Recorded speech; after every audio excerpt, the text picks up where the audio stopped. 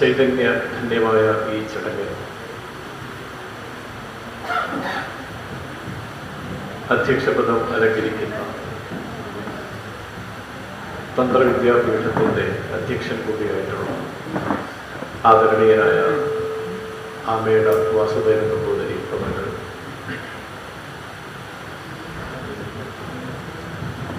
ഈ ചടങ്ങ് ഉദ്ഘാടനം ചെയ്ത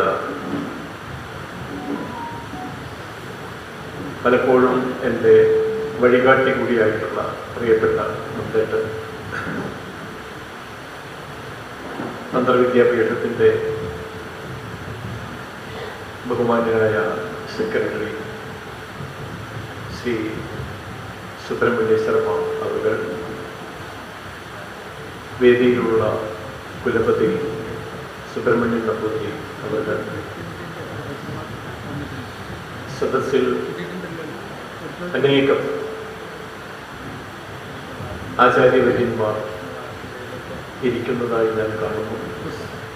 അവർക്കും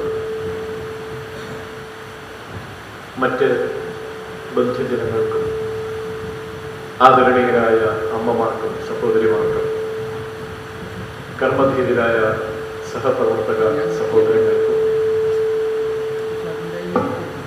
തന്ത്രവിദ്യാപീഠത്തിൻ്റെ നടത്തിപ്പുകാരായ ബന്ധുജനങ്ങൾക്കും ഇവിടുത്തെ വിദ്യാർത്ഥികൾക്കും അധ്യാപക ശ്രേഷ്ഠർക്കും എല്ലാവർക്കും സ്നേഹപൂർണ്ണമായ നമസ്കാരം.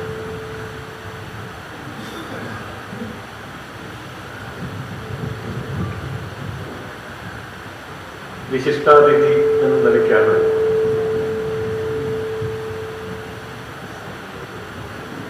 എന്നെ ഇവിടെ പരിചയപ്പെടുത്തിയത്.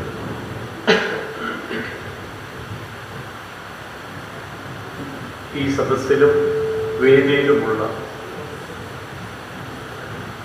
അനേകം വിശിഷ്ട വ്യക്തികളിൽ ഒരാളായി പോലും പരിഗണിക്കപ്പെടാതിരിക്കാൻ എൻ്റെ മനസ്സ് നിങ്ങളോട് അഭ്യർത്ഥിക്കുകയാണ്. അത്ര വലിയ വൈശിഷ്ട്യമൊന്നും എന്നെ സംബന്ധിച്ചിടത്തോളം ഇല്ലെന്നാണ് എൻ്റെ അഭിപ്രായം. പക്ഷേ നമ്മുടെ ഈ ചടങ്ങ് രാജ്യസഭയിലേക്ക് ആദരണീയനായ രാഷ്ട്രപതിയുടെ ഒരു പ്രഖ്യാപനത്തിലൂടെ ലോകാരാധ്യനായ നമ്മുടെ പ്രധാനമന്ത്രിയുടെ നിർദ്ദേശത്തിൻ്റെ പശ്ചാത്തലത്തിൽ രാജ്യസഭാ അംഗം എന്ന നിലയ്ക്കുള്ള ചുമതല ബന്ധപ്പെട്ടതോടെ സ്വാഭാവികമായും ഒരു വൈശിഷ്ട്യമുണ്ട് എന്നുകൂടി ഞാൻ അംഗീകരിക്കുകയാണ്. ആ വൈശിഷ്ട്യം മോദിജിയുടെ വാക്കുകൾ തന്നെ കടമെടുത്ത് പറഞ്ഞാൽ ഒരു ചുമതല അല്ലെങ്കിൽ ഒരു ദൗത്യം അത് ഏറ്റെടുക്കാൻ സാഹചര്യമുണ്ടായി എന്നുള്ളതാണ്. അദ്ദേഹം എന്നോട് ആവശ്യപ്പെട്ടത് ഒരു ചുമതല, ഒരു ദൗത്യം ഏൽപ്പിക്കുന്നു.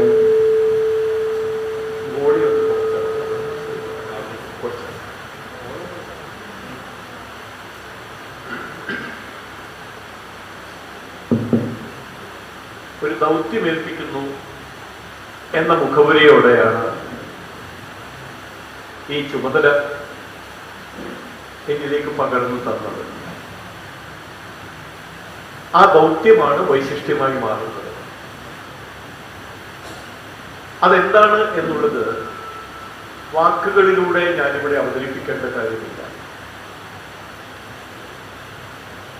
നന്ദേട്ടൻ സൂചിപ്പിച്ചതനുസരിച്ച് നമ്മൾ ഏതൊരു ചടങ്ങും സംഘടിപ്പിക്കുമ്പോൾ ആ ഇടം, ആ സമയം ഏറെ പ്രാധാന്യമുള്ളതാണ്. അങ്ങനെ ചിന്തിക്കുമ്പോൾ ഈ ദൗത്യം എന്ന വാക്ക് അതുമായി കൂടി ചേർത്ത് വയ്ക്കുമ്പോൾ അതിനൊരുപാട് വൈശിഷ്ട്യങ്ങളുണ്ട്. അതെന്താണ് എന്ന് സാമാന്യമായ ചില പ്രയോഗങ്ങളിലൂടെ നമുക്ക് മനസ്സിലാവുകയും ചെയ്യും. പെരിയാർ,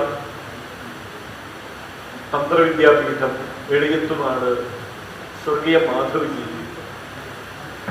ഇതൊക്കെ ദീർഘകാലമായി മനസ്സിൽ കുറിച്ചിട്ട വാക്കുകളും പ്രയോഗങ്ങളുമാണ്.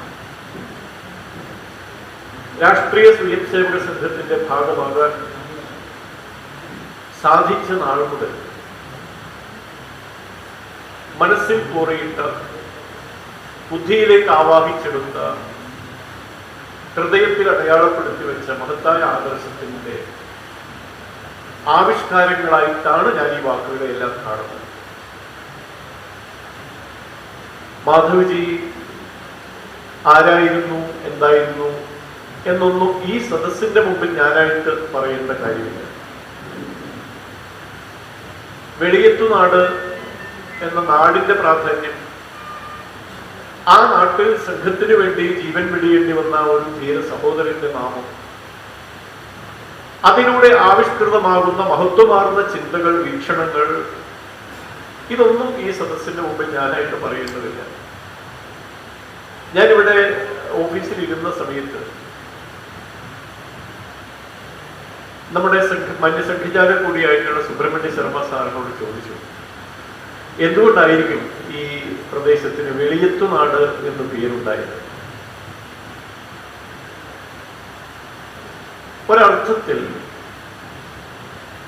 ആ വെളിയത്തുനാട് എന്ന പ്രദേശത്തിന്റെ ഈ പേരുമായി ബന്ധപ്പെട്ട ചില ചിന്തകൾ എന്നെ സ്വാധീനിച്ചപ്പോൾ എനിക്ക് തോന്നിയത്, പൊതുവെ നമ്മുടെ പ്രപഞ്ചത്തിന്റെ സ്ഥായി ഭാവം ഇരുട്ടാണ് എന്ന് പറയാറുണ്ട്.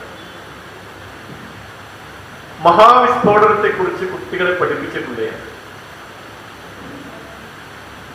ദശലക്ഷക്കണക്കിന് വർഷം മുമ്പ് നമ്മുടെ ഈ പ്രപഞ്ചം പൊടിപടലങ്ങൾ നിറഞ്ഞ ഇരുണ്ട ഒരു പ്രതിഭാസമായിരുന്നു. ഒരിക്കൽ എപ്പോഴോ ഒരു വലിയ സ്ഫോടനം, മഹാവിസ്ഫോടനം, ബിഗ് ബാങ് തിയറി എന്ന പേരിൽ തന്നെ ശാസ്ത്രലോകം അത് പഠിക്കുന്നുണ്ട്, ചർച്ച നടത്തുന്നുണ്ട്. ഇപ്പോൾ അത് പുനരാവിഷ്കരിക്കാനുള്ള പരിശ്രമങ്ങൾ നടക്കുന്നുമുണ്ട്. നമ്മളൊക്കെ ഓംകാരത്തെ കുറിച്ച് പറയുന്നത് അങ്ങനെയാണ്. ഓംകാരത്തിലൂടെ പ്രപഞ്ചമുണ്ടായി എന്ന് പറയാറുണ്ട്, ഓം എന്ന ശബ്ദത്തിലൂടെ. അപ്പൊ നമുക്ക് എല്ലാവർക്കും അറിയാം, വലിയ സ്ഫോടനം നടക്കുമ്പോൾ ഒന്ന് ശ്രദ്ധിച്ചാൽ ഓംകാരമാണ് ആ ശബ്ദത്തിലൂടെ നമ്മുടെ കാതുകളിലേക്ക് എത്തിച്ചേരുന്നത് എന്ന് മനസ്സിലാക്കാൻ കഴിയും. വലിയൊരു ഒരു പടക്കം അല്ലെങ്കിൽ ഒരു ബോംബ് ഒക്കെ പൊട്ടുന്ന സമയത്ത് ഭൂം എന്നുള്ള ആ ശബ്ദത്തിലൂടെ നമ്മുടെ കാതുകളിലേക്ക് അലയ്ക്കുന്ന ആ ഒരു തരംഗങ്ങൾ ഓംകാരത്തിന്റെ ഓർമ്മ നമ്മളിലേക്ക് വരുത്തുന്നതാണ്. ആ നിലയ്ക്കുള്ള ഒരു സ്ഫോടനം അതായിരിക്കാം നമ്മുടെ ഭാരതീയ ഋഷീശ്വരന്മാര് പ്രണവമന്ത്രം, ആദിമന്ത്രം എന്നൊക്കെ ഓംകാരത്തിൽ വിശേഷിപ്പിച്ചു. അപ്പൊ ആ വിസ്ഫോടനം നടന്ന സമയത്ത് ഈ പൊടിപടലങ്ങളെല്ലാം ചേർന്ന് ഗോളം ആകൃതിയല്ല എങ്കിലും ഉരുണ്ട രൂപത്തിലൊക്കെ രൂപപ്പെടുകയും സ്ഫോടനത്തിലൂടെ പുറത്തേക്ക് വന്ന പ്രകാശ സ്രോതസ് സൂര്യനായും നക്ഷത്രങ്ങളായും പരിണമിച്ചു എന്നുമൊക്കെയാണ് ശാസ്ത്രലോകം വിശദീകരിക്കുന്നത്. ആ സൂര്യന്റെ പ്രഭ നമുക്ക് അനുഭവപ്പെടുന്നത് കൊണ്ടാണ് സ്വതവേ ഇരുട്ടായിട്ടുള്ള പ്രപഞ്ചത്തിൽ വെളിച്ചം നമുക്ക് അനുഭവപ്പെടുന്നത്. സൂര്യശോഭയിൽ ഉള്ളതുകൊണ്ടാണ് വെളിച്ചം അനുഭവപ്പെടുന്നത്. അങ്ങനെ ഒരുപക്ഷെ നമ്മുടെ ഗ്രാമത്തിൽ നിന്ന് മനുഷ്യ മനസ്സുകളിലുള്ള ഇരുട്ടിനെ അകറ്റാനുള്ള വെളിച്ചം പുറപ്പെടുവിക്കാൻ കഴിഞ്ഞ ഒരു പ്രദേശം എന്ന അർത്ഥത്തിലായിരിക്കാം വെളിയത്തുനാട്, വെളിച്ചം എന്ന പ്രയോഗം വരുന്ന വെളിയത്തുനാട് എന്ന ഗ്രാമം ഉണ്ടായത് എന്ന് ഞാൻ അങ്ങനെ ചിന്തിക്കുന്നു. അതുകൊണ്ടായിരിക്കാമല്ലോ പണ്ഡിറ്റ് ദീൻദയാൽ ഉപാധ്യായയെ പോലെയുള്ള ത്രികാലജ്ഞാനിയായ മഹാപുരുഷൻ അദ്ദേഹത്തിന്റെ മനസ്സിൽ ഉണർന്നു വന്ന ചിന്തകളെ അതിനൊരു മൂർത്ത ഭാവം കൈവരിക്കാനുള്ള വിശിഷ്ടമായ ഇടമായി നന്ദേട്ടൻ സൂചിപ്പിച്ച ആ ഇടം, അങ്ങനെ ഒരു ഇടമായി വെളിയത്തുനാട് സ്വീകരിക്കപ്പെട്ടിട്ടുണ്ടെങ്കിൽ തീർച്ചയാണ് അങ്ങനെയുള്ള ദാർശനികന്മാരുടെ മനസ്സിൽ ഈ ഗ്രാമത്തിൽ നിന്ന് ഉദിച്ചു വീഴുന്ന പ്രകാശത്തെക്കുറിച്ചുള്ള വ്യക്തമായ ധാരണയുണ്ടാകും. ഇത് സമൂഹത്തിന് വെളിച്ചം പകരാൻ സാധിക്കുന്ന അന്തരീക്ഷമുള്ള ഒരു പ്രദേശമാണ് വടക്കോട്ടൊഴുകുന്ന പെരിയാർ. എന്തൊക്കെ വൈശിഷ്ട്യങ്ങളാണ്! ദീൻദയാൽജിയെ പരാമർശിച്ചു. അദ്ദേഹം ഏകാത്മ മാനവ ദർശനം എന്ന രാഷ്ട്രീയ പ്രത്യയശാസ്ത്രം രൂപപ്പെടുത്തുന്ന വേളയിൽ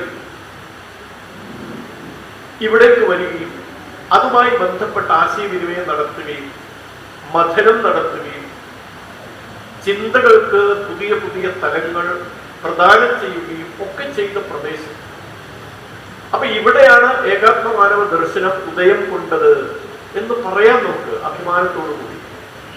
കാരണം 964 ദീൻദയാൽജി ഇവിടെ വന്നത് എന്ന് ഞാൻ മനസ്സിലാക്കി. 965 ഗ്വാളിയോറിൽ ചേർന്ന ഒരു സമ്മേളനത്തിലാണ് ദീൻദയാൽജി ഏകാത്മ മാനവ ദർശനത്തിന്റെ കരട് രൂപം അവതരിപ്പിക്കുന്നത്. മുഴുവൻ ഭാരതത്തിലുമുള്ള ജനസംഘം കാര്യകർത്താക്കളിൽ നിന്ന് തിരഞ്ഞെടുക്കപ്പെട്ട 500 പേര് പങ്കെടുത്ത ഒരു സമ്മേളനത്തിലാണ് ഏകാത്മ മാനവ ദർശനത്തിന്റെ കരട് രൂപം അവതരിപ്പിച്ചത്. ഗ്വാളിയോറിലായിരുന്നു ആ സമ്മേളനം. അപ്പൊ അതിനു മുമ്പാണ് അദ്ദേഹം ഇവിടേക്ക് വന്നത്. അപ്പൊ ഇവിടെ നിന്നായിരിക്കാം അതിനൊരു മൂർത്തരൂപം അദ്ദേഹം കൊടുത്തിട്ടുണ്ടാവുക. മൂർത്തരൂപം അല്ലെങ്കിലും ഒരു ധാരണ രൂപപ്പെടുത്തിയിട്ടുണ്ടാവുക. ഗ്വാളിയോറിൽ ഈ സമ്മേളനത്തിൽ ഏകാത്മ മാനവ ദർശനത്തിന്റെ കരട് അവതരിപ്പിച്ചതിന് ശേഷം അദ്ദേഹം ഭാരതമെമ്പാടുമുള്ള ദാർശനികന്മാരുമായും മാധ്യമ പ്രവർത്തകരുമായും രാഷ്ട്രീയ പ്രവർത്തകരായും കോളേജ് അധ്യാപകന്മാരായിട്ടുള്ള പ്രൈമറി വിദ്യാലയങ്ങളിലെ അധ്യാപകന്മാരായിട്ടുള്ള സർവ്വസാധാരണക്കാരായ കൃഷിവരന്മാരായിട്ടുള്ള ആളുകളുമായി പോലും അദ്ദേഹം രൂപപ്പെടുത്തിയ ഈ ആശയത്തെക്കുറിച്ചുള്ള സംവാദം നടത്തിയിരുന്നു എന്ന് പറയപ്പെടുന്നു. ഇതിന്റെ എല്ലാം ഒടുവിൽ മുംബൈയിൽ ഏപ്രിൽ മാസം 65 ഏപ്രിൽ മാസം 22, 23, 24, 25 ദിവസങ്ങളിലായി നടന്ന വലിയൊരു സമ്മേളനത്തിലാണ് പൊതുസമൂഹത്തിന്റെ മുമ്പിൽ ഏകാത്മ മാനവ ദർശനം അവതരിപ്പിച്ചത്. ഇന്ന് ഏകാത്മ മാനവ ദർശനത്തിന്റെ അന്തസ്സത്തെ ഉൾക്കൊണ്ടുകൊണ്ട് നമ്മുടെ നാടിനെ വികസിത ഭാരതത്തിലേക്ക് ഉയർത്തിക്കൊണ്ടുവരാൻ കടീബദ്ധരായ, ഈ നാടിനോട് പ്രതിബദ്ധതയുള്ള, നാടിന്റെ സംസ്കൃതിയോട്, ജനസമൂഹത്തോട്, ജനവികാരത്തോട് അങ്ങേയറ്റത്തെ ബന്ധം പുലർത്തി നാടിനെ നയിച്ചുകൊണ്ടിരിക്കുന്ന നമ്മുടെ ദേശീയ ഗവൺമെന്റ്, അതിന് നേതൃത്വം കൊടുക്കുന്ന ആരാധ്യനായ പ്രധാനമന്ത്രി നരേന്ദ്രമോദിജി വികസിത ഭാരതം എന്ന ഒരു സ്വപ്നം നമുക്ക് തന്നിരിക്കുകയാണ്. നോക്കൂ, ഈ വാക്ക് നമുക്ക് മറ്റെവിടെയെങ്കിലും ഓർമ്മയിലുണ്ടോ? വികസിത ഭാരതം തീർച്ചയായും ഉണ്ട്. രാഷ്ട്രീയ സ്വയംസേവക സംഘം എന്ന മഹാപ്രസ്ഥാനത്തിന്റെ ഭാഗമായി നമ്മുടെ ജീവിതത്തിലെ ഒരു ദിവസത്തിലെ 24 മണിക്കൂറിൽ 1 മണിക്കൂർ നേരം സംഘസ്ഥാൻ എന്ന് പറയുന്ന പവിത്രമായ ഒരു ഇടത്ത് നാം ചെലവഴിച്ച് അവസാനമായി പിരിയാൻ നേരത്ത് 1 മണിക്കൂറിനുള്ളിൽ ശാരീരികവും ബൗദ്ധികവുമായ വ്യായാമങ്ങളിലും പരിശീലനങ്ങളിലും ഏർപ്പെട്ടതിന് ശേഷം എന്താണ് എന്റെ സമൂഹധർമ്മം, സാമൂഹ്യ പ്രതിബദ്ധത, സമൂഹ കടമ എന്ന് തിരിച്ചറിഞ്ഞ് സമൂഹത്തിലേക്ക് പോകാൻ നേരത്ത് നെഞ്ചത്ത് കൈവച്ച് നാം ചൊല്ലുന്നൊരു പ്രാർത്ഥനയുണ്ട്. ആ പ്രാർത്ഥനയുടെ അവസാന വരിക്ക് തൊട്ടു മുമ്പിലത്തെ വരി 13 വരികളാണ് സംഘപ്രാർത്ഥനയ്ക്ക് നമുക്കറിയാം. അതിൽ 12ാമത്തെ വരി പരം വൈഭവം നേതുമേതത് സ്വരാഷ്ട്രം എന്നതാണ്. എനിക്കോർമ്മയുണ്ട്, ആദ്യകാലത്ത് സംഘത്തിന്റെ ശാഖയിലൊക്കെ പോയപ്പോൾ എന്താണ് സംഘത്തിന്റെ സാമ്പത്തിക നയം എന്നൊക്കെ ഞാൻ ചോദിച്ചിട്ടുണ്ട് അവിടെ വരുന്ന സംഘത്തിന്റെ കാര്യകർത്താക്കളോട്. കാരണം സാമ്പത്തിക നയം എന്നിങ്ങനെ കേട്ട് പരിശീലിച്ച ഒരു പ്രസ്ഥാനത്തിന്റെ ഭാഗമായിരുന്നു കുറച്ചു കാലം ഞാൻ. ഈ ഇടതുപക്ഷ പ്രസ്ഥാനമാണ് ജനങ്ങളുടെ എല്ലാ പ്രശ്നത്തിന്റെയും പരിഹാരം, ജനങ്ങളുടെ എല്ലാ പ്രശ്നങ്ങളും കേന്ദ്രീകരിച്ചിരിക്കുന്നത് ഈ സാമ്പത്തികത്തിലാണ് എന്നൊക്കെയുള്ള മൂഢ വിശ്വാസത്തിലായിരുന്നു കുറെ കാലം ജീവിതം.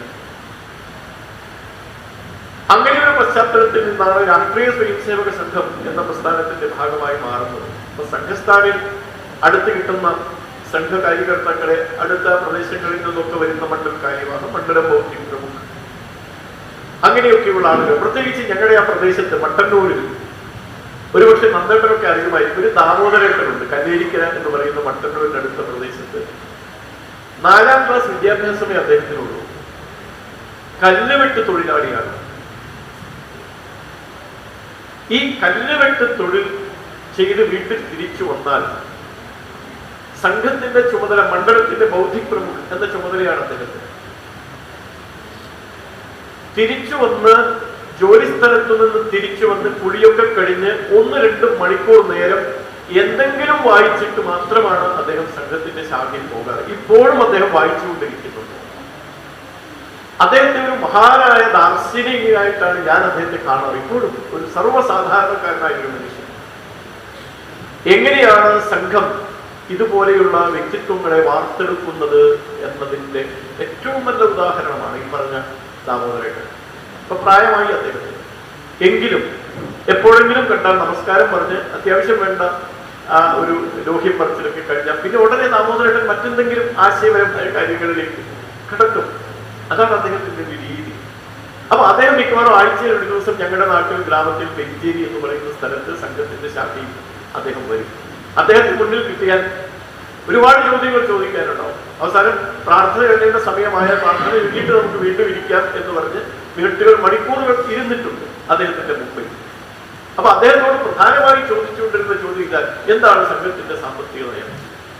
സാമ്പത്തിക നയം എന്താണെന്ന് അറിഞ്ഞിട്ട് വേണം ഇത് തുടരണമോ വേണ്ടയോ എന്ന് തീരുമാനിക്കാം. അപ്പൊ അദ്ദേഹം പറഞ്ഞു തന്നത് പരം വൈഭവം നേതുമേത് സ്വരാഷ്ട്രം എന്നതാണ്. പിന്നീട് അദ്ദേഹം മനോഹരമായി വിശദീകരിക്കും ആ പ്രാർത്ഥനയുടെ ആ വരി. എന്താണ് പരമവൈഭവം? എങ്ങനെയാണ് പരമവൈഭവം കരസ്ഥമാക്കേണ്ടത്? സർക്കാർ രൂപീകരിച്ചിട്ടാണോ? സാമ്പത്തിക നയം രൂപപ്പെടുത്തിയിട്ടാണോ? ഒന്നുമല്ല. പറഞ്ഞു കേട്ടിട്ടുണ്ട് സംഘത്തിന്റെ മുതിർന്ന കാര്യകർത്താക്കൾ, കൗമാരപ്രായക്കാരായ സ്വയം സേവകർ ഒരു വലിയ ഇടതുപക്ഷ ബുദ്ധിജീവിയുടെ വീട്ടിൽ സമ്പർക്കത്തിന് പോയി. വിശപ്പ് മാറ്റാൻ എന്താണ് നിങ്ങളുടെ പദ്ധതി എന്നതായിരുന്നു ആ കൗമാരപ്രായക്കാരായ വിദ്യാർത്ഥികളോടുള്ള ചോദ്യം. ആ കുട്ടികൾ പറഞ്ഞ മറുപടി, വിശപ്പ് മാറ്റാൻ എന്താണിപ്പോ? ഭക്ഷണം കഴിക്കണം. വിശപ്പ് മാറ്റാൻ ഭക്ഷണം കഴിക്കുക, വേറെന്താ മാർഗം? അതിനെന്തൊരു പദ്ധതി? ആ ഭക്ഷണം ഉണ്ടാക്കാനുള്ള പദ്ധതി അത് ഞങ്ങളുടെ ശാഖയിലുണ്ട്. കുട്ടികൾ കൊടുത്ത മറുപടിയാണ്.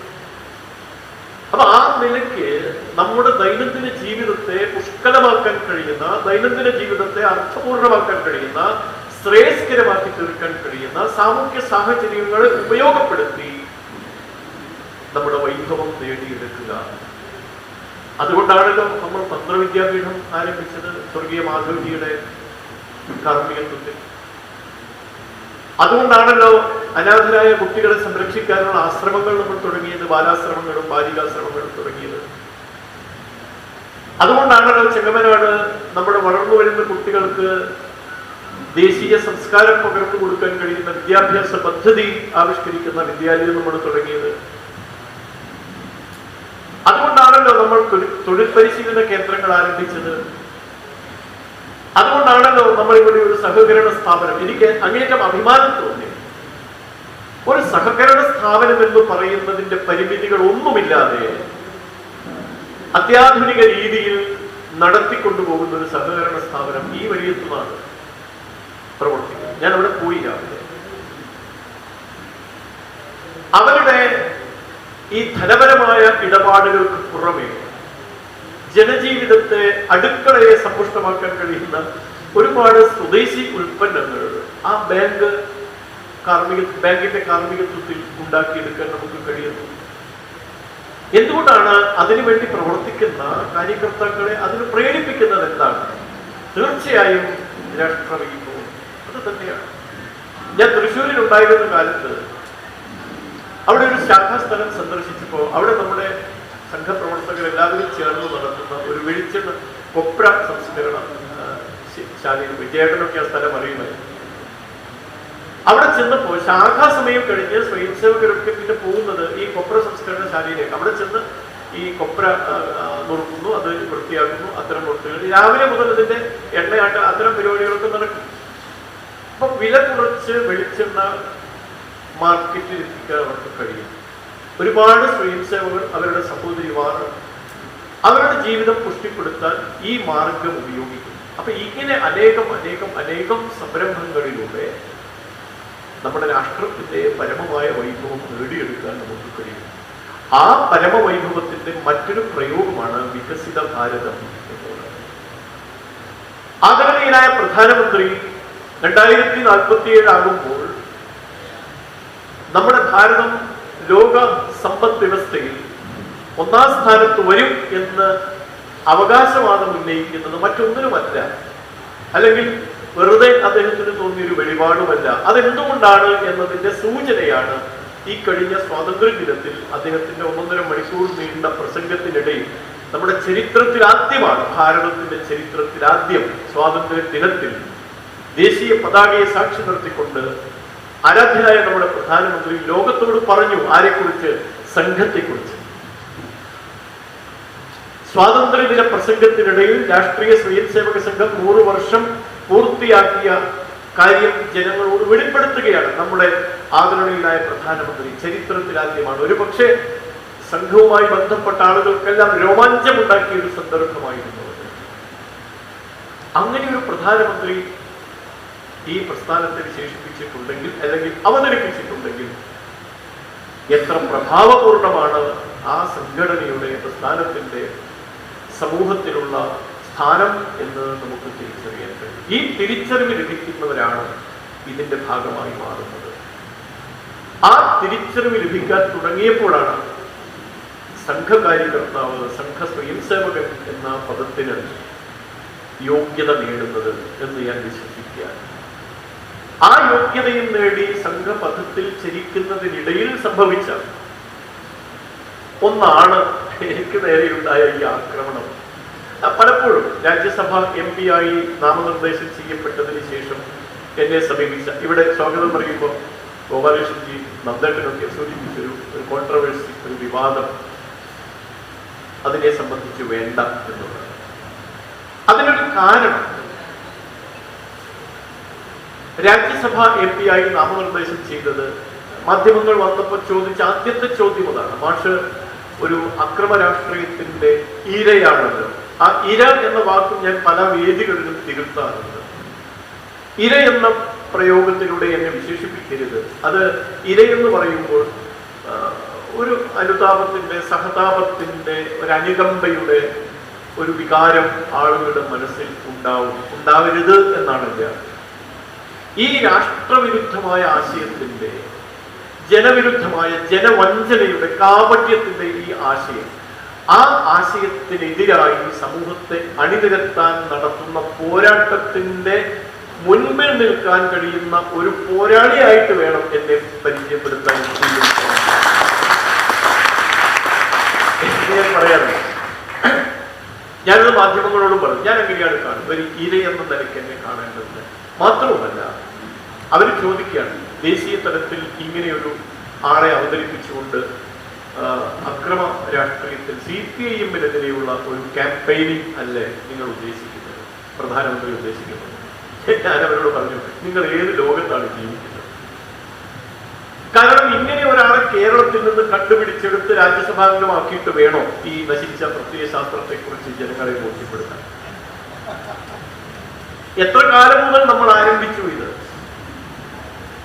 വൈദേശിക ജനുസിൽപ്പെട്ട ഈ ആശയവുമായി ജനങ്ങളെ സമീപിക്കുന്ന സാഹചര്യത്തിലാണ് ഏകാത്മക സന്ദേശവുമായി, ഏക മനസ്സോടുകൂടി, ഐക്യബോധത്തോടുകൂടി നമ്മുടെ ശരീരത്തിലെ അവയവങ്ങളെല്ലാം ചേർന്ന് നമ്മെ നിർമ്മിക്കുന്നത് പോലെ, നമ്മെ പുഷ്ടിപ്പെടുത്തുന്നത് പോലെ, നമ്മുടെ കോശങ്ങളിലൂടെ നിർമ്മിതമായ നമ്മുടെ ശരീരത്തിലെ വിവിധ ഘടകങ്ങളിലൂടെ നാം സംതൃപ്തമായ ജീവിതം നയിക്കുന്നതിലൂടെയാണ് നമ്മുടെ ജീവിതം സാർത്ഥകമാകുന്നത് എന്ന് പഠിപ്പിച്ച ഭാരതീയ ദർശനങ്ങളുടെ എല്ലാം ചേർത്ത് അതിനെയെല്ലാം ക്രോഡീകരിച്ചെടുത്ത് ജനസമക്ഷം അവതരിപ്പിച്ച ദീനദയാൽജി നടത്തിയ പ്രവർത്തനം എന്തായിരുന്നു വാസ്തവത്തിൽ? പരമപൂജനീയ ഗുരുജി എന്താണ് നമ്മളോട് പറഞ്ഞു തന്നത്? Incomplete in theory, dangerous in practice. സിദ്ധാന്ത രൂപത്തിൽ അപൂർണവും പ്രയോഗത്തിൽ അപകടകരവുമാണ് ഈ പ്രത്യയശാസ്ത്രം എന്ന് മാർക്സിസത്തെ വിശേഷിപ്പിച്ചിട്ടുണ്ട്. ഇത് ദീർഘകാലമായി നമ്മൾ തുടരുന്നുണ്ട്. നിഷേധാത്മക ഭാവത്തിലേ അല്ല, തികച്ചും ഭാവാത്മകമായ ശൈലിയിൽ തന്നെ രാഷ്ട്രവിരുദ്ധമായ ഏതാശയത്തെയും നമ്മൾ പ്രതിരോധിക്കുന്നുണ്ട്. അതിനുവേണ്ടി ഒരാളെ പിടിച്ച് രാജ്യസഭ എം പി ആക്കേണ്ട കാര്യമില്ല. അതല്ല, പിന്നെന്താണ്? സ്വാഭാവികമാണ് ചർച്ച ചെയ്യപ്പെടുന്നത്. ചർച്ച ചെയ്യപ്പെടേണ്ട സ്ഥലങ്ങളിൽ അത് ചർച്ച ചെയ്യപ്പെടും. അല്ലാതെ വീണ്ടും വീണ്ടും ഈ കാര്യങ്ങൾ ജനസമക്ഷം ഉയർത്തിക്കൊണ്ടുവന്ന് അങ്ങനെയല്ല. അതാണ് നമ്മൾ പറഞ്ഞ ആ കോൺട്രവേഴ്സി അല്ലെങ്കിൽ വിവാദം എന്ന് പറയുന്ന കാര്യം. സംവാദത്തിലാണ് നമ്മുടെ വിശ്വാസം. അല്ല, പിന്നെന്താണ്? സ്വാഭാവികമാണ് ചർച്ച ചെയ്യപ്പെടുന്നത്. ചർച്ച ചെയ്യപ്പെടേണ്ട സ്ഥലങ്ങളിൽ അത് ചർച്ച ചെയ്യപ്പെടും. അല്ലാതെ വീണ്ടും വീണ്ടും ഈ കാര്യങ്ങൾ ജനസമക്ഷം ഉയർത്തിക്കൊണ്ടുവന്ന് അങ്ങനെയല്ല. അതാണ് നമ്മൾ പറഞ്ഞ ആ കോൺട്രവേഴ്സി അല്ലെങ്കിൽ വിവാദം എന്ന് പറയുന്ന കാര്യം. സംവാദത്തിലാണ് നമ്മുടെ വിശ്വാസം, വിവാദങ്ങളിലല്ല. ആ സംവാദത്തിന് അവസരമുണ്ടാക്കുക എന്ന് തന്നെയാണ് മോദിജി അല്ലെങ്കിൽ നമ്മുടെ ദേശീയ നേതൃത്വം, സംഘപ്രസ്ഥാനങ്ങൾ എല്ലാം ചിന്തിക്കുന്നത്. സംവാദങ്ങൾ ഉണ്ടാകട്ടെ എന്നാണ്. എല്ലാ ഭാഗങ്ങളിൽ നിന്നും ആശയങ്ങൾ നമ്മളിലേക്ക് കടന്നു വരട്ടെ. ആ ആശയങ്ങളിൽ നിന്ന് ഏറ്റവും സ്ഫുടമായത്, ഏറ്റവും വ്യക്തതയോടെ സ്വീകരിക്കാനുള്ള അവസരം ഭാരതീയത്തിലെ ജനങ്ങൾക്കുണ്ടാകട്ടെ. അതുണ്ടായിരുന്നു നമുക്ക് ആദ്യകാലങ്ങളിൽ. അത് പലപ്പോഴായി പല രീതിയിൽ തെറ്റിദ്ധരിപ്പിക്കപ്പെടുകയോ അല്ലെങ്കിൽ മറ്റെന്തെങ്കിലും തരത്തിൽ നമുക്കറിയാം. എനിക്ക് ഓർമ്മയുണ്ട്, മാധവജിയുടെ നിര്യാണം നടന്നതിന് ശേഷം വിഷ്ണുനാരായണ നമ്പൂതിരി മാതൃഭൂമി ആഴ്ചപ്പതിപ്പിൽ, മാതൃഭൂമി ദിനപത്രത്തിന്റെ വാരാന്ത പതിപ്പിൽ മാധവജിയെ അനുസ്മരിച്ച് ലേഖനം എഴുതിയിരുന്നു. നമ്മൾ പലരും വായിച്ചിട്ടുണ്ടാകും. അദ്ദേഹം മാധവജിയെ വിശേഷിപ്പിച്ചത് ശ്രീനാരായണ ഗുരുദേവന് ശേഷം കേരളം കണ്ട സാമൂഹ്യ പരിഷ്കർത്താവ് എന്നാണ്. ശ്രീനാരായണ ഗുരുദേവൻ എന്ത് ധർമ്മമാണോ സമൂഹത്തിന് വേണ്ടി അനുഷ്ഠിച്ചത്, അതിന്റെ പിന്തുടർച്ചക്കാരനായി രണ്ടാമതൊരാളെ ഉയർത്തി കാണിക്കണമെങ്കിൽ അതാണ് RSS പ്രചാരകനായ പി മാധവൻ എന്ന് പറഞ്ഞത് പരമേശ്വരത്തിയാണ്, വിഷ്ണുനാരായണൻ നമ്പൂതിരി. അപ്പൊ ആ നിലയ്ക്ക് നമ്മുടെ ആശയത്തെ, നമ്മുടെ സമൂഹത്തെ നിർവചിക്കുകയും ജനസമക്ഷം അവതരിപ്പിക്കുകയും ചെയ്യുന്ന കർത്തവ്യം നേരത്തെ നമ്മൾ നടത്തുന്നുണ്ട്. അത് വിജയിച്ചുകൊണ്ടിരിക്കുന്നുമുണ്ട്. ആ വിജയം പൂർണ്ണമാക്കേണ്ടതുണ്ട്. അതിനുവേണ്ടിയാണ് ഇപ്പം നമുക്കറിയാം, മാധവജിയുടെ ജന്മശതാബ്ദി ആഘോഷിക്കുന്ന വേളയിൽ തന്നെ മാധവജി എന്ന അതുല്യ പ്രഭാവശാലിയായ സർഗപ്രതിഭയായ ഒരു പ്രചാരകനെ സൃഷ്ടിച്ച മഹാപ്രസ്ഥാനത്തിന്റെ കൂടി ജന്മശതാബ്ദിയാണ്. സംഘത്തിന് 100 വർഷം തികയുകയാണ്. ആ 100 വർഷം തികയുമ്പോൾ നമ്മുടെ മുമ്പിൽ 100 വർഷം തികയ്ക്കുക എന്നുള്ളത് വലിയ ആഘോഷവേളയായിട്ടാണ് പലരും കാണാറുള്ളത്. പക്ഷെ നമ്മൾ അങ്ങനെയല്ല. ആഘോഷവേളയായിട്ടല്ല, മറിച്ച് നാം ഏറ്റെടുത്ത കർത്തവ്യത്തിന്റെ നിർവഹണത്തിന്, നമുക്ക് പിൻബലമേകുന്ന പ്രത്യയശാസ്ത്രത്തിന്റെ ആവിഷ്കാരത്തിന് കൂടുതൽ തെളിവുണ്ടാക്കാൻ കഴിയുന്ന സംഘടനാ ശാക്തീകരണം, അതാണ് നമ്മൾ സ്വീകരിച്ച മാർഗം. ആ ശാക്തീകരണം അതാണ് നമ്മൾ ആഗ്രഹിക്കുന്നത്. അത് സംഭവിച്ചുകൊണ്ടേയിരിക്കുകയാണ്. നമ്മൾ അതിൻ്റെ എല്ലാം ഭാഗമാണ്. ആ ഭാഗം എന്നുള്ള നിലയിൽ, അല്ലെങ്കിൽ അങ്ങനെ ഒരു ധർമ്മം എന്നുള്ള നിലയിൽ, രാജ്യസഭയിലെ ഒരംഗം എന്ന നിലയിൽ ഇങ്ങനെ ഒരാൾ പ്രവർത്തിക്കട്ടെ എന്ന് നമ്മുടെ ദേശീയ നേതൃത്വം ചിന്തിച്ചത് ആ അർത്ഥത്തിലാണ്. 100% വിനയത്തോടുകൂടി, വിനമ്രതയോടെ ആ ദൗത്യം ഏറ്റെടുത്തുകൊണ്ട് തന്നെയാണ് ഞാനിപ്പോ ഈ ഒരു MP എന്ന നിലയ്ക്ക് പ്രവർത്തിക്കുന്നത്.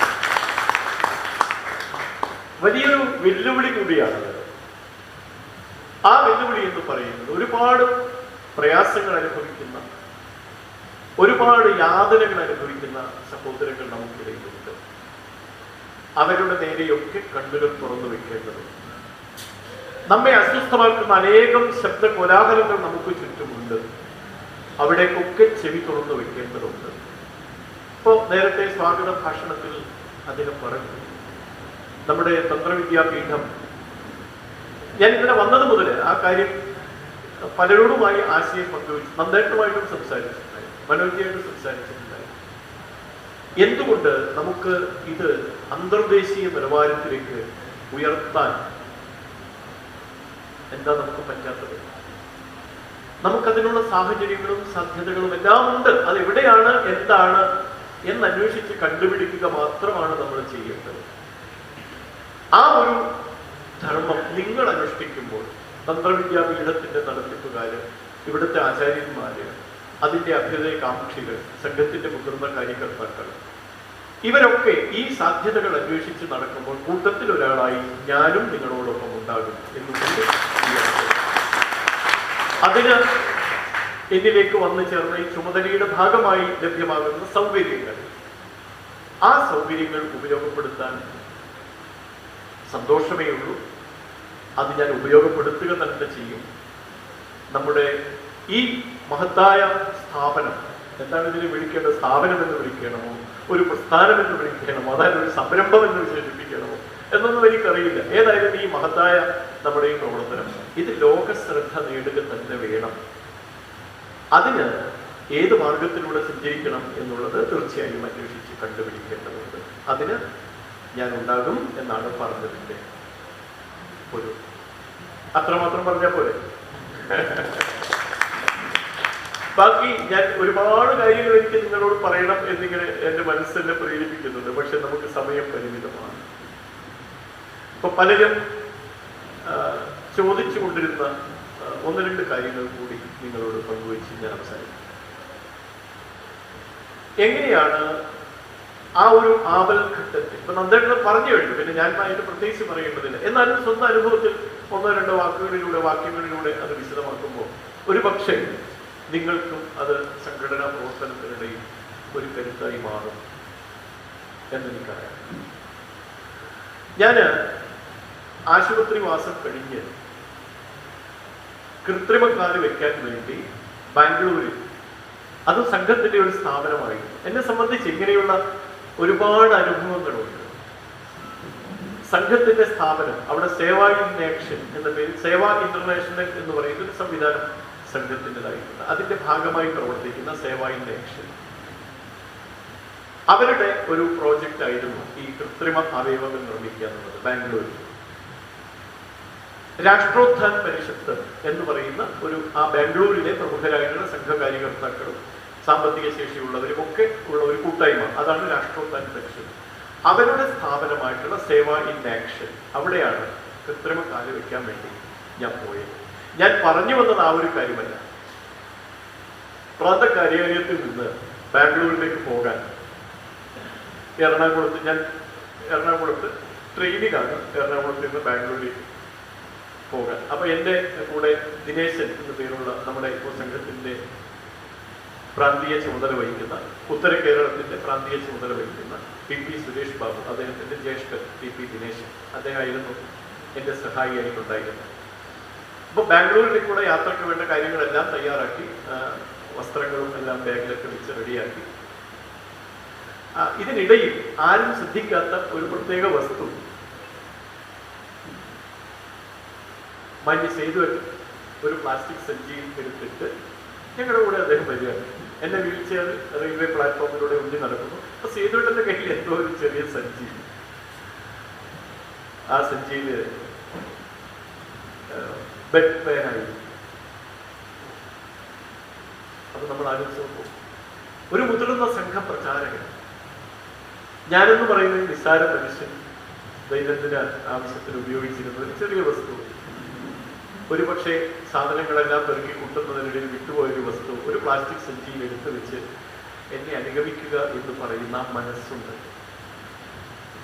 അതാണ് സംഘം, അതാണ് സംഘം. അങ്ങനെയുള്ള അനവധി കാര്യകർത്താക്കളുടെ സാമീപ്യം, അവരുടെ സാന്ത്വനം.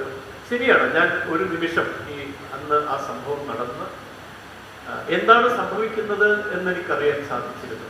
എന്നെ പുറകിൽ നിന്ന് പിടിക്കുന്നു, ബലമായി റോഡിൽ കിടത്തുന്നു, കമിഴ്ത്തി കിടത്തിയിട്ട് പിന്നെ എന്തൊക്കെയോ നടക്കും എന്താണെന്ന് എനിക്ക് മനസ്സിലായി.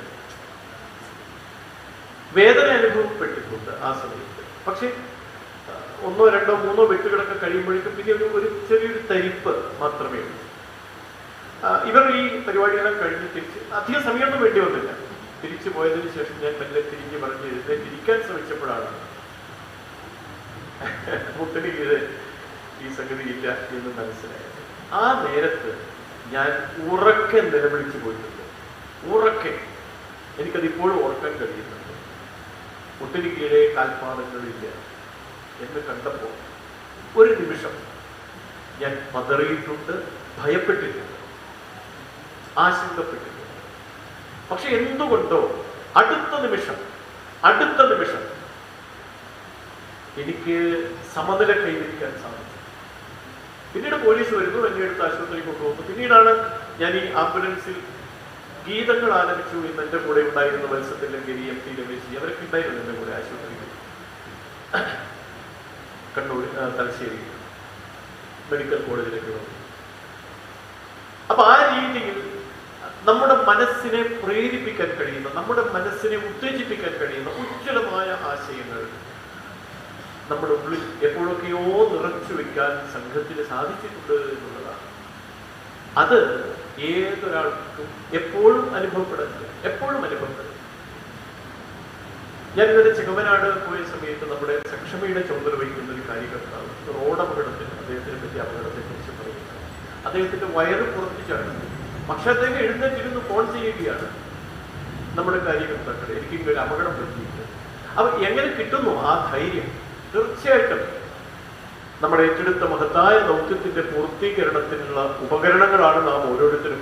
അവിടെ ഇവിടെയൊക്കെ ചിലപ്പോൾ കേടുപാട് വെച്ച് റിപ്പയർ ചെയ്തെടുക്കാം എന്ന നിലയ്ക്കുള്ള ചിന്ത എപ്പോഴൊക്കെയോ നമ്മുടെ ബോധ മനസ്സിലേക്കും ഉപബോധ മനസ്സിലേക്കും അബോധ മനസ്സിലേക്കും കടന്നുകൂടിയിട്ടുണ്ട്. അങ്ങനെ ഉണ്ടാകുമ്പോൾ നമുക്ക് ഏത് പ്രതിസന്ധിയെയും മറികടക്കാൻ കഴിയും. ഇപ്പൊ ഞാൻ നേരത്തെ സേതുവേട്ടന്റെ ഉദാഹരണം പറഞ്ഞു. സ്വർഗീയ മാരാർജി അദ്ദേഹം പലവട്ടം എന്നെ വന്ന് കണ്ടിട്ടുണ്ട്. ഒരിക്കൽ പ്രാന്ത കാര്യാലയത്തിൽ അദ്ദേഹം വന്ന് കുറേ നേരം എന്നോട് തിരുന്ന്, കാലില്ലാത്ത ഒരു വിഷമമുണ്ടോ എൻ്റെ കുട്ടിക്ക് എന്ന് പറഞ്ഞ് അദ്ദേഹത്തിന്റെ തോളത്തിങ്ങനെ തട്ടി, ഇവൻ ചിരിച്ചുകൊണ്ടില്ല എന്ന് പറഞ്ഞു. എന്തൊരു വിഷമിക്കണം, 2 കാലുകളല്ലേ മോന് നഷ്ടമായിട്ടുള്ളൂ, മോന് വേണ്ടി ചലിക്കാൻ 1000 കാലുകളില്ലേ, സഹസ്രപാദനല്ലേ. മാരാർജി പറയുകയാണ്. നമ്മുടെ CK പത്മനാഭൻ, പപ്പേട്ടൻ എന്ന് നമ്മൾ വിളിക്കുന്നു, അദ്ദേഹം ഈ സംഭവം പറഞ്ഞപ്പോ, പപ്പേട്ടൻ നമുക്ക് ആശുപത്രിയിലേക്ക് പോകാം എന്ന് അവിടെയുള്ള നമ്മുടെ കാര്യകർത്താക്കൾ പറഞ്ഞപ്പോൾ അദ്ദേഹം പറഞ്ഞു, ഇല്ല, ഞാൻ ആശുപത്രിയിലേക്കല്ല ഞാൻ ആദ്യം പോകുന്നത്, മാഷിന്റെ വീട്ടിലേക്ക് പോകണം, അവിടെ മാഷിന്റെ സഹോദരിമാരുണ്ട്, അവരെ കാണണം, ഞാൻ അവിടേക്കാണ് പോകുന്നത് എന്ന് പറഞ്ഞ് പപ്പേട്ടൻ നേരെ എൻ്റെ വീട്ടിലേക്കാണ് പോയത്.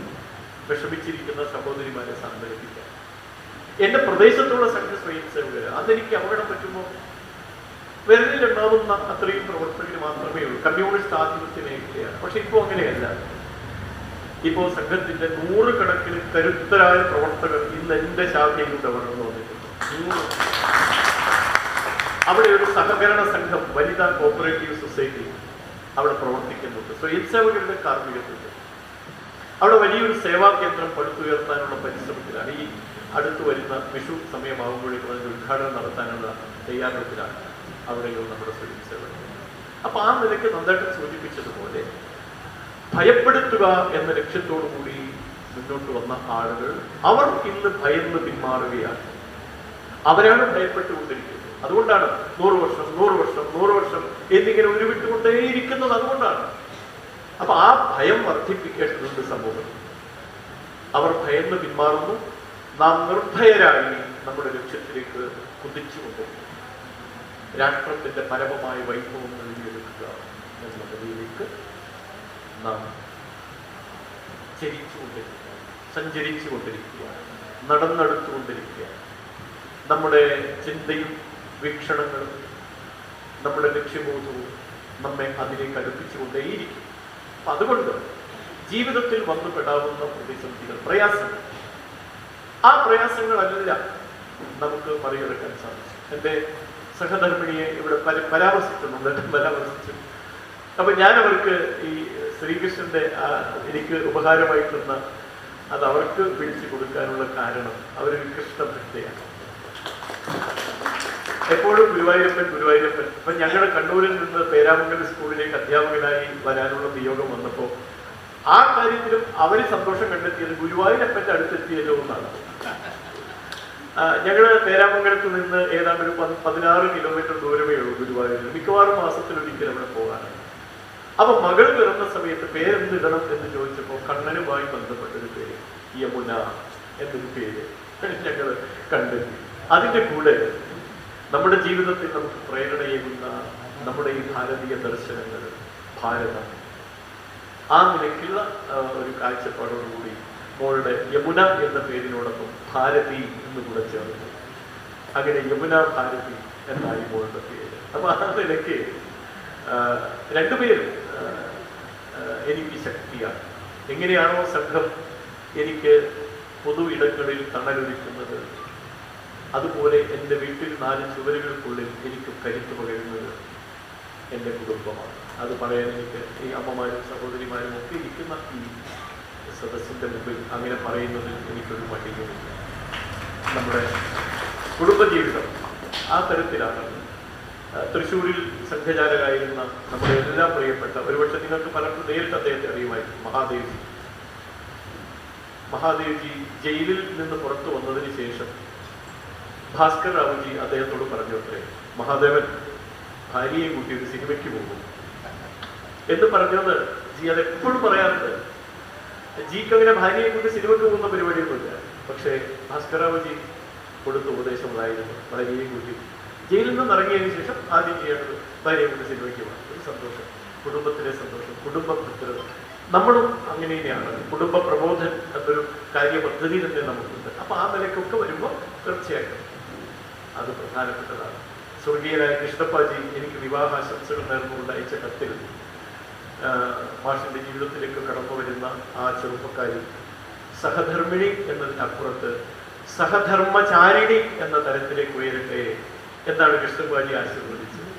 അങ്ങനെ തന്നെയാണ് ജീവിതം. അപ്പോൾ എൻ്റെ എല്ലാ പ്രവർത്തനങ്ങൾക്കും സഹധർമ്മചാരിണിയായി എൻ്റെ കൂടെ എൻ്റെ കുടുംബമുണ്ട്, നിങ്ങളെല്ലാവരും ഉണ്ട്. നന്ദേട്ടനെ പോലെയുള്ള, വാസുവേട്ടനെ പോലെയുള്ള, ഇവിടെ ഇരിക്കുന്ന മറ്റു മഹത്തുക്കളെ പോലെയുള്ള അനേകം ആളുകളുടെ ഇവിടെ സുബ്രഹ്മണ്യൻ തിരുമേനി അദ്ദേഹം പറഞ്ഞില്ല, മാഷിനെ കാണുന്നത് ആദ്യമായിട്ടാണ്, പക്ഷെ നേരത്തെ അറിയാം. അങ്ങനെ പലരും പറയാറുണ്ട്, നേരത്തെ അറിയാം, കാണുന്ന ആദ്യമാണ്. അപ്പൊ ആ നിലയ്ക്ക് ഒരിക്കലും കണ്ടിട്ടില്ലെങ്കിൽ പോലും അവരെല്ലാം നമ്മോടൊപ്പം ഉണ്ട്. ആ ഒരു ബോധം, അതാണ് സംഘം പകർന്നു തരുന്ന ഉജ്ജ്വലമായ സംഘബോധം. ആ സംഘബോധത്തിൽ നിന്നാണ് സംഘജീവിതം ഉണ്ടാകുന്നത്. സംഘജീവിതത്തിൽ ആയി കഴിഞ്ഞാൽ പിന്നെ എല്ലാം ഭദ്രമാണ്. ആ കാര്യം കൂടി എല്ലാവരെയും ഓർമ്മിപ്പിച്ചുകൊണ്ട് ഞാൻ ഒരുപാട് സമയം എടുത്തു തോന്നുന്നു. അതിന് ക്ഷമ ചോദിച്ചുകൊണ്ട് ഞാൻ എൻ്റെ വാക്കുകൾ ഇവിടെ അവസാനിപ്പിക്കുകയാണ്. ഇവിടെ നൽകിയ സ്നേഹം, നിങ്ങൾ അർപ്പിച്ച ആശീർവാദം ശിരസ് കുലിച്ച് സ്വീകരിക്കുകയാണ്. മുന്നോട്ടുള്ള മാർഗത്തിൽ അത് എനിക്ക് കരുത്തായി മാറും എന്ന പൂർണ്ണ വിശ്വാസത്തോടുകൂടി നമസ്കാരം.